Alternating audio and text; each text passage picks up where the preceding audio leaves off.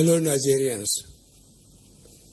in my address on Sunday, 29th March 2020, I asked the residents of Lagos and the Ogun states, as well as the Federal Capital Territory, to stay at home for an initial period of 14 days starting from Monday, 30th March 2020.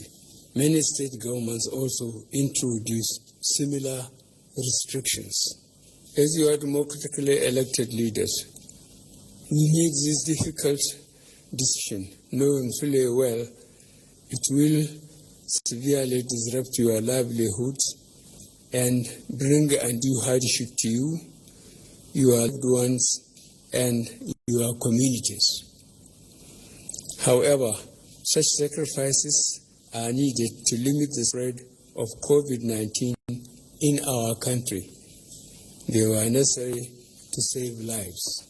Our objective was, and still remains, to contain the spread of the coronavirus and to provide space, time, and resources for an aggressive and collective action. The level of compliance to the COVID-19 guidelines issued has been generally good across the country. I wish to thank you all most sincerely for the great sacrifice you are making for each other at this critical time. I will take this opportunity to recognize the massive support from our traditional rulers, the Christian Association of Nigeria, and the Nigerian Supreme Council for Islamic Affairs during this pandemic. I also acknowledge the support and contributions received from public spirited individuals, the business community, and our international partners and friends. I must also thank the media houses, celebrities, and other public figures for the great work they are doing in sensitizing our citizens on hygienic practices, social distancing, and issues associated with social gatherings. As a result of the overwhelming support and cooperation received, we were able to achieve a lot during these 14 days of initial lockdown. We implemented comprehensive public health measures that intensified our case identification, testing, isolation, and contact tracing capabilities.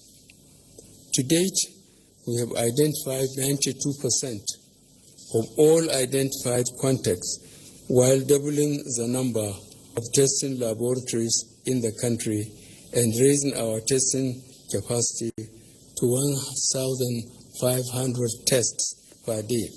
We also train over 7,000 healthcare workers on infection prevention and control while deploying NCDC teams to 19 states of the Federation.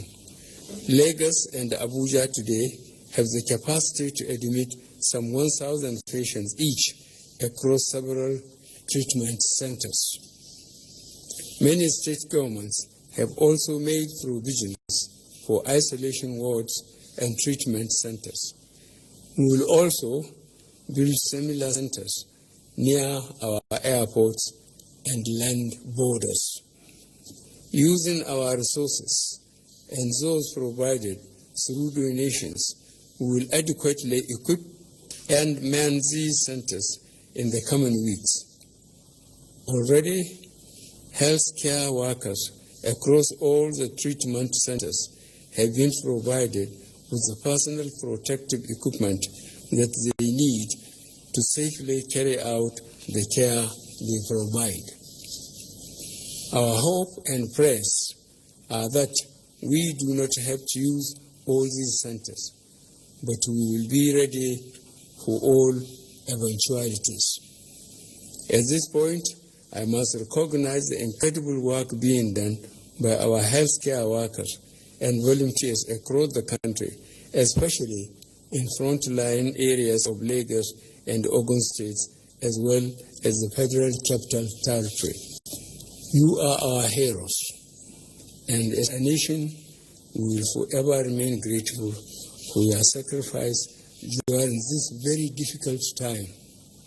More measures to motivate our healthcare workers are being introduced, which we will announce in the coming weeks.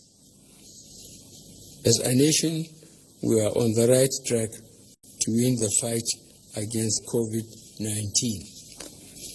However, I remain concerned about the increase in number of confirmed cases and deaths being reported across the world and in Nigeria especially. On 30th March 2020, when we started our lockdown in conforming with medical and scientific advice, the total number of confirmed cases across the world was over 780,000. Yesterday, the number of confirmed COVID-19 cases globally was over 1,850,000. This figure is more than double in 2 weeks. In the last 14 days alone, over 70,000 people have died due to this disease. In the same period, we have seen the health system of even the most developed nations being overwhelmed by this virus. Here in Nigeria, we had 131 confirmed cases of COVID-19 in 12 states on 30th March 2020. This morning, Nigeria had 323 confirmed cases in 20 states. Unfortunately, we now have 10 fatalities. Lagos State remains the center and accounts for 54% of the confirmed cases in Nigeria. When combined with FCT, the two locations represent over 71% of the confirmed cases in Nigeria. Most of our efforts will continue to focus in these two locations. Majority of the confirmed cases in Lagos and the FCT are individuals with recent international travel history or those that came in contact with returnees from international trips. By closing our airports and land borders and putting strict conditions for seafood activities, we have reduced the impact of external factors on our country. However, the increase in the number of states with positive cases is alarming. The National Center for Disease Control has informed me that a large proportion of new infections are now occurring in our communities through person-to-person contacts. So we must pay attention to the danger of close contact between person to person. At this point, I will remind all Nigerians to continue to take responsibility for the recommended measures to prevent transmission, including maintaining physical distancing, good personal hygiene, and staying at home. In addition, I have signed a quarantine order in this regard and additional regulations to provide clarity in respect of the control measures for the COVID-19 pandemic, which will be released soon.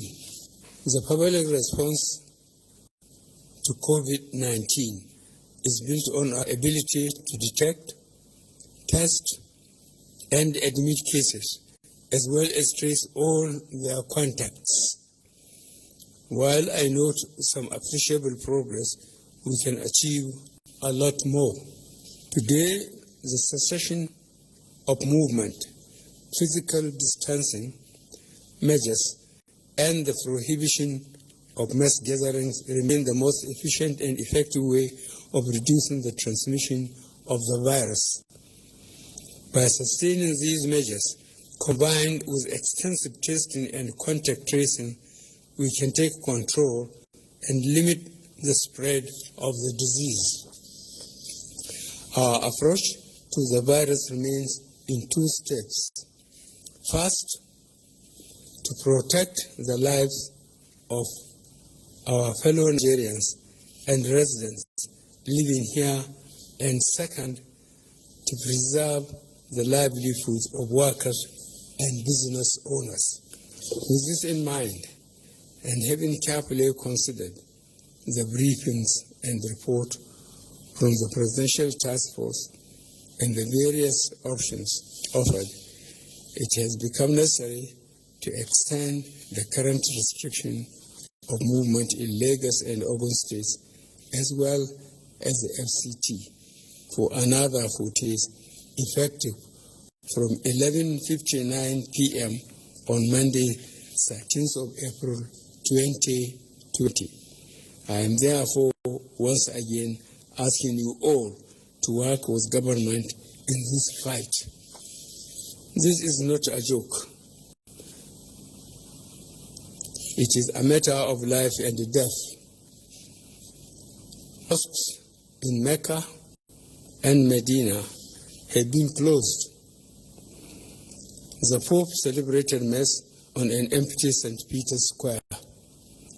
The famous Notre Dame Cathedral in Paris held Easter Mass with less than 10 people.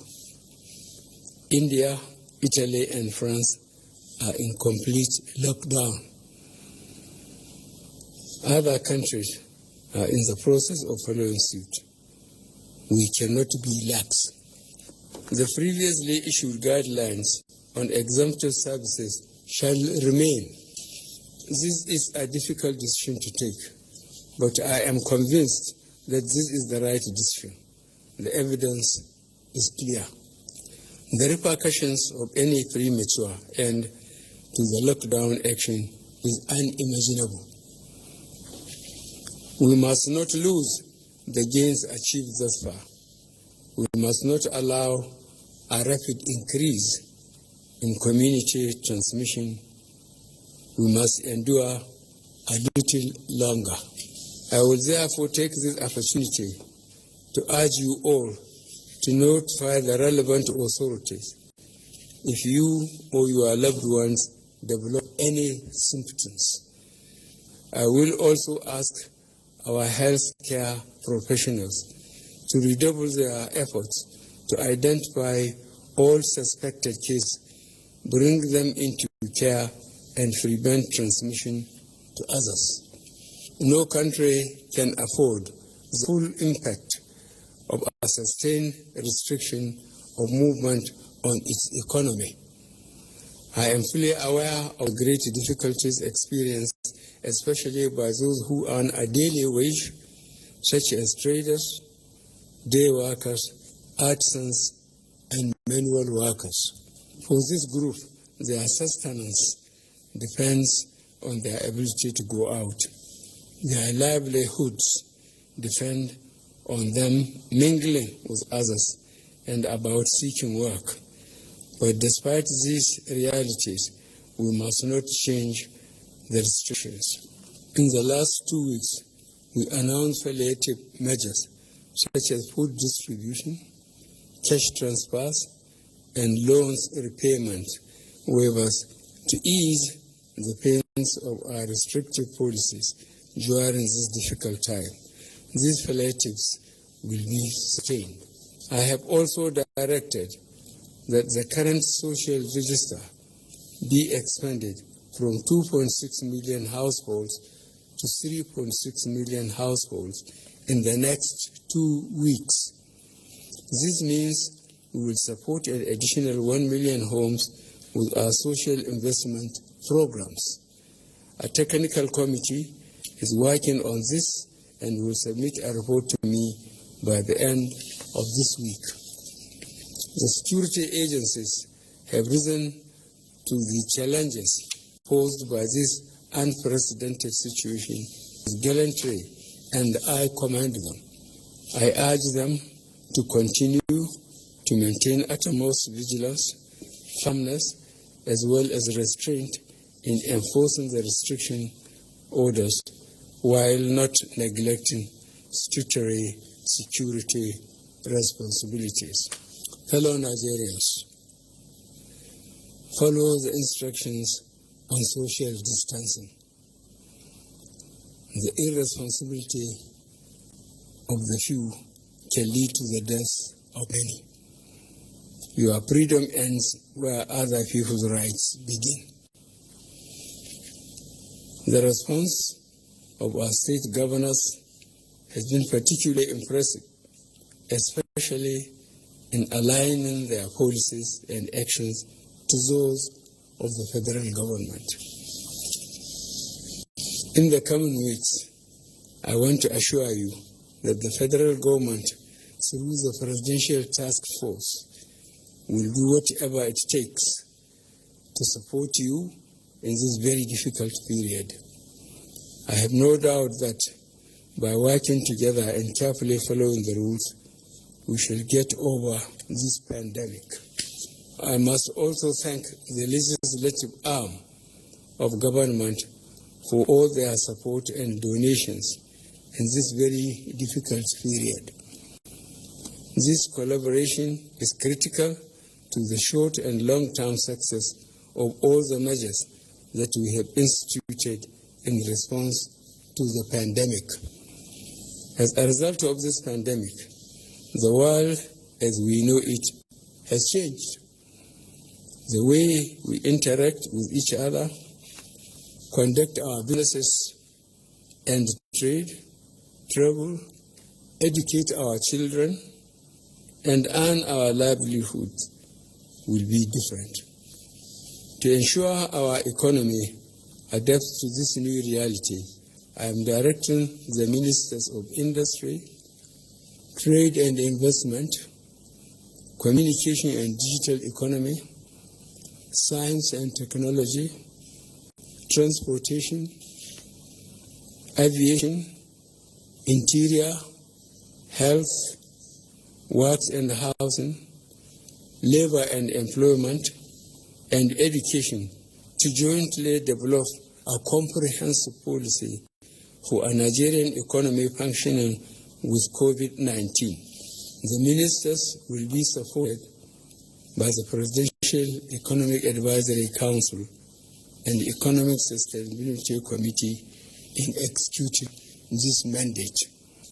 I am also directing the Minister of Agriculture and Rural Development, the National Security Advisor, the Vice Chairman, National Food Security Council, and the Chairman, Presidential Fertilizer Initiative, to work with the Presidential Task Force on COVID-19 to ensure the impact of this pandemic on our 2020 farming season is minimized.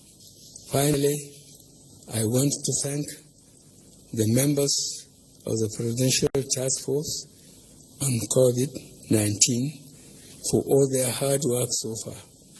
Indeed, the patriotism shown in your work is exemplary and highly commendable.